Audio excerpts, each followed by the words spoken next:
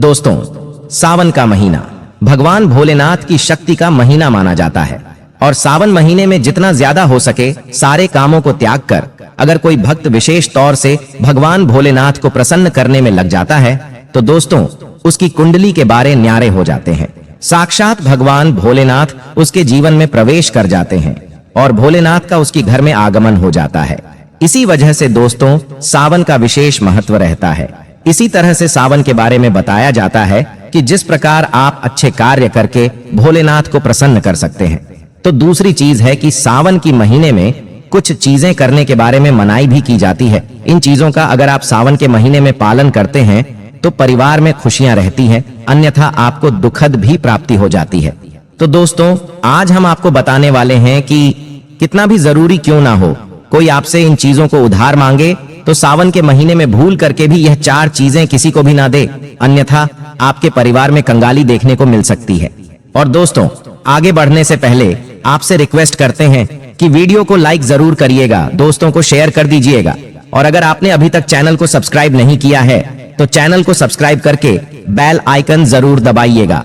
अब दोस्तों क्या होता है, आज के समय में उधार देना या फिर उधार लेना हर व्यक्ति के जीवन में जरूरी हो जाता है।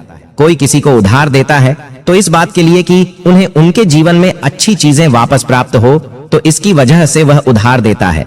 तो कुछ व्यक्ति सामाजिक सरोकार निभाने के लिए उधार देते हैं, लेकिन दोस्तों सावन के महीने में आप ऐसा करते हैं तो आपके जीवन में कंगाली विद्यमान हो जाती है। बात करते हैं सबसे पहली चीज की। सावन के महीने में सबसे पहली चीज तो यह है कि भोलेनाथ से जुड़ी किसी भी प्रकार की चीज आप किसी व्यक्ति को उधार ना दें। जैसे कि भोलेनाथ से जुड़ा किसी भी प्रकार का फल, भोलेनाथ से जुड़ा किसी भी प्रकार का वस्त्र और भोलेनाथ से जुड़ी पूजा की सामग्री आप भूल कर भी किसी को उधार या दान के तौर पर भी ना दें, क्योंकि माना जाता है कि अगर आप इस प्रकार की सामग्री दूसरे व्यक्ति को देते हैं तो दोस्तों आपके घर से भोलेनाथ दूसरे के घर में चले जाते हैं और आपको वह नहीं प्राप्त हो जाता जो भोलेनाथ आपके लिए करने वाले थे। तो सबसे पहले आपको इस बात का ध्यान जरूर रखना चाहिए। इसी तरह दोस्तों सावन का महीना धन प्राप्ति का महीना माना जाता है। भोलेनाथ साक्षात आपके घर में आगमन करने के लिए आते हैं, तो इस बात का ध्यान आपको जरूर रखना चाहिए कि सावन के महीने में भूल कर भी व्यक्ति आपसे धन उधार मांगने के लिए आता है तो आपको उसे उधार रुपए नहीं देना चाहिए और सावन में आपको किसी अन्य व्यक्ति से उधार भी नहीं लेना चाहिए। ऐसी मान्यता है कि सावन के महीने में आप उधार देते हैं या लेते हैं तो वह आपका धन कभी लौट कर नहीं आता और जो धन आप किसी अन्य व्यक्ति से लिया है वह कर्ज आपके ऊपर चढ़ता जाता है, वह कर्ज आपसे उतरता नहीं है। इसी वजह से ऐसा करने की मनाही की जाती है।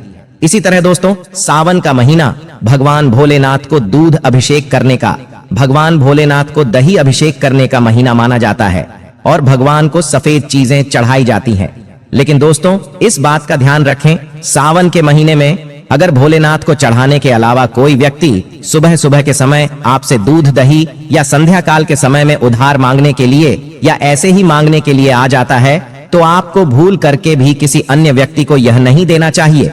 अगर आप भोलेनाथ को चढ़ाने के अलावा ऐसा कार्य करते हैं तो आप समझ लीजिए कि आपके घर की लक्ष्मी दूसरों के घर में चले जाते हैं और साक्षात भोलेनाथ के क्रोध का भी आपको सामना करना पड़ता है।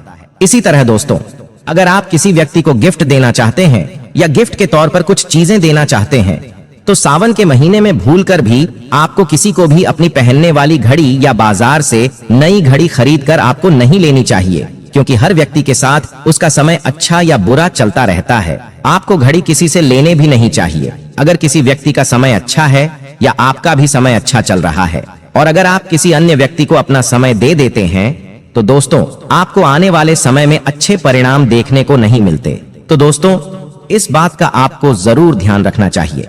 इसी तरह सावन के पवित्र महीने में कुछ चीजें ऐसी होती हैं जो आपके घर के समृद्धि से जुड़ी हुई होती हैं, वह आपको किसी को भी उधार नहीं देनी चाहिए, वह भी संध्या काल होने के बाद। जैसे कि दोस्तों कोई आपसे लहसुन प्याज दूध दही मांगने के लिए आता है जब सूर्योदय होता है, सावन के समय सुबह सुबह या सूर्यास्त हो जाता है।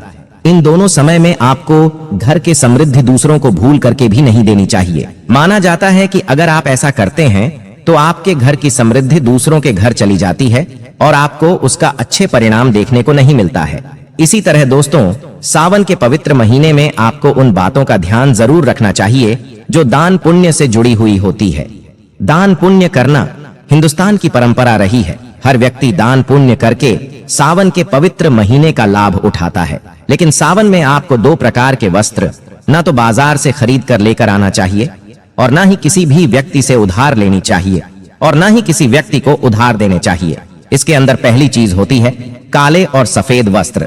आप विशेष रूप से ध्यान रखें, भूलकर भी किसी भी सुहागिन महिला को सफेद वस्त्र उधार या दान दक्षिणा के तौर पर नहीं देने चाहिए। माना जाता है कि अगर आप ऐसा करते हैं तो उसके वैवाहिक जीवन को यह प्रभावित करता है और उसके वैवाहिक जीवन में दुख आ जाते हैं, तो इसी वजह से इसका ध्यान रखना चाहिए।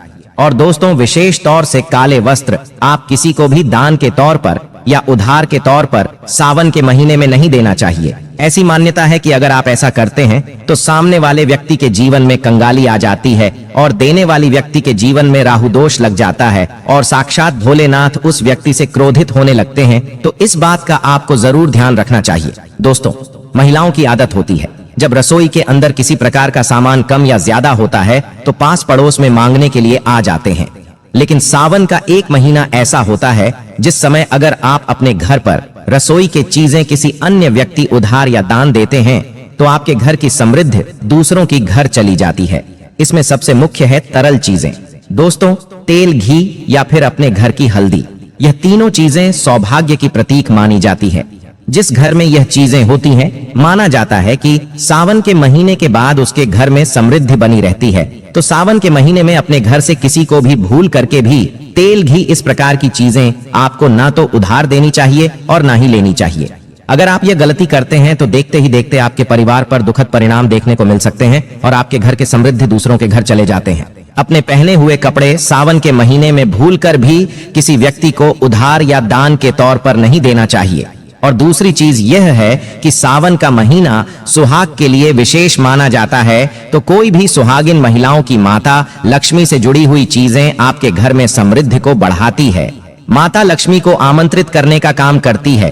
तो ऐसी चीजें जो लक्ष्मी से जुड़ी हो वह आपको किसी भी व्यक्ति को नहीं देनी चाहिए। और तीसरी चीज है कि महिलाएं, सुहागिन महिलाएं खास करके ध्यान रखिए कि अपनी सुहाग की चीजें जैसे कि माथे पर लगाने वाला सिंदूर, दूसरी चीज अपने गले में धारण करने वाला मंगलसूत्र, और तीसरी चीज अपने पैरों में पहने जाने वाली पायल को, और चौथी चीज अपने बिछुआ, यह चीजें सुहाग की प्रतीक मानी जाती है। और अपनी चूड़ियां भी जो सुहाग का प्रतीक है, यह 5 चीजें आपको भूलकर भी किसी अन्य महिला को ऐसे ही, चाहे आपकी बहन क्यों ना हो, पहनने के लिए नहीं देनी चाहिए और ना ही किसी अन्य महिला की पहनने के लिए आपको लेनी चाहिए। इस बात का आप ध्यान रखेंगे तो दोस्तों, निश्चित तौर पर आपको इसका प्रभाव देखने को मिल जाएगा और देखते ही देखते भोलेनाथ की विशेष कृपा भी आपको देखने को मिल जाएगी। तो उम्मीद है कि यह जानकारी आपको अच्छी लगी होगी। कमेंट में जय भोलेनाथ अवश्य लिखें। आज के लिए बस इतना ही दोस्तों। अगर आपको यह वीडियो पसंद आया है तो वीडियो को लाइक, शेयर हो, चैनल को सब्सक्राइब कर दीजिए। आप सभी का बहुत बहुत